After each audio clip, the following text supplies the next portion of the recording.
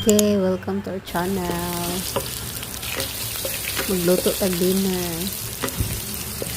Let's gisa again. Tuna with gata, ginger, fried eggplant, and I'll put some green chili. Okay, finish. We always love gata. Okay, now second sudan. It's a pancit canton with shrimp, pork, and vegetables.